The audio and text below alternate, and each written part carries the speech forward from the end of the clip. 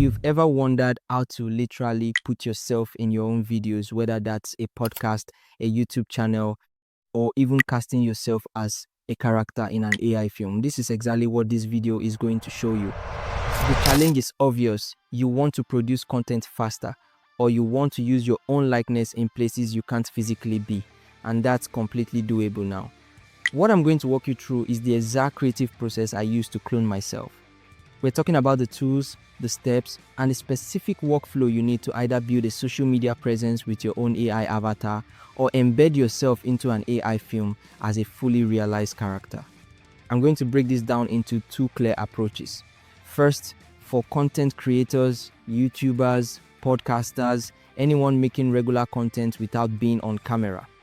And second, for AI filmmakers who want to cast themselves or characters they know into their films. By the end of this video, you'll have the complete blueprint for both. So let's get started.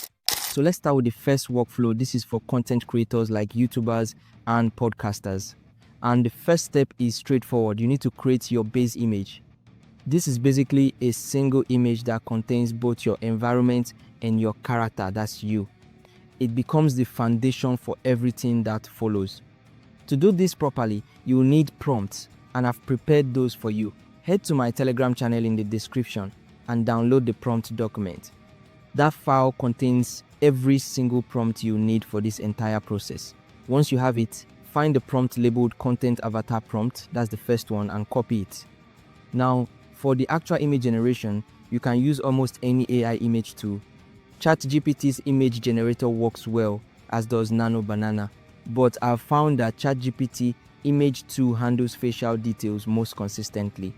For this tutorial, I'm going to show you how to do this through OpenArt, which lets you access ChatGPT Image 2 easily.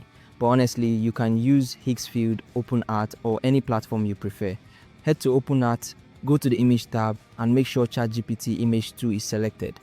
Then add a visual reference, upload a clear, detailed photo of yourself that shows your face clearly with good lighting.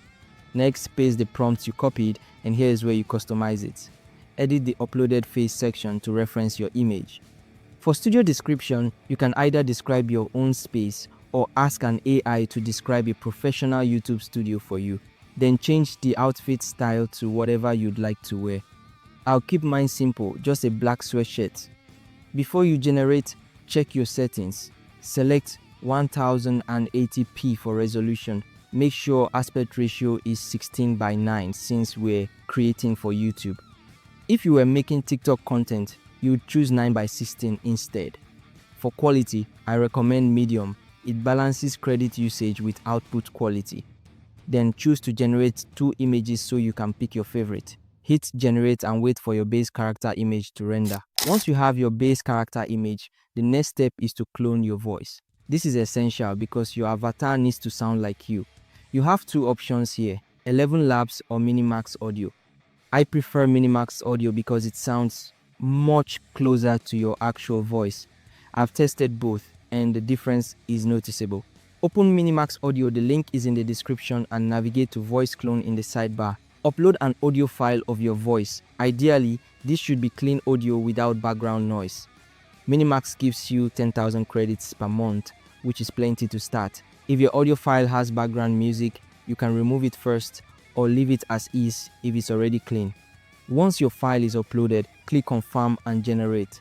Wait a few seconds for the processing, then name your cloned voice and make sure the gender matches yours. Save it and your voice is cloned. Now head to text-to-speech in the same dashboard. Under Settings, select your newly cloned voice and click Use. This is where the magic happens. Type any text and your cloned voice will read it back to you. One feature I really appreciate is that Minimax automatically adds emotional variation to your speech. You get natural tension and resolution in how things are spoken. If you talk slowly like I do, you can increase the speed. I typically set mine to 1.1x. Adjust the pitch if you want, leave volume at 1, then generate and download your audio file. Now you have 2 pieces, your base character image and your cloned voice. Next, you need to animate them together into actual videos. I use 2 tools for this, HeyGen or Kling AI. Let me show you HeyGen first. Go to the HeyGen website and navigate to the avatar section. You're going to create a new look by uploading a photo, not a video, just your base image.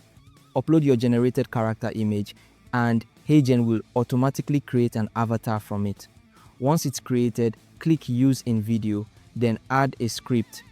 Make sure Avatar 5 is selected, that's their best model. Set resolution to 1080p aspect ratio to landscape for YouTube content. In the settings, select full screen. Here's the important part, don't type a script. Instead, upload your cloned voice audio file directly from Minimax Audio. Add that MP3 file, then click Generate. HeyGen will sync your voice to your avatar and create your final video automatically. If you prefer an alternative, Kling AI is another solid option. Go to their dashboard, select Digital Human under Video Generation, then go to My Avatar and click Create. Choose Upload, then upload your base image. Select a use case, you can pick UGC, entertainment, or all if you want flexibility. Give your avatar a nickname. Here's a tip, Kling AI avatars can sometimes over-gesture compared to HeyGen. To fix this, go back to your prompt document and copy the avatar description prompt. Paste that into the avatar prompt field. This guides Kling to create more natural, controlled movements similar to what HeyGen produces. Leave the default voice and set emotion to neutral. Save your avatar, then to use it, select it, upload your cloned voice audio file, choose your resolution 720p or 1080p, make sure output is set to 1 and generate.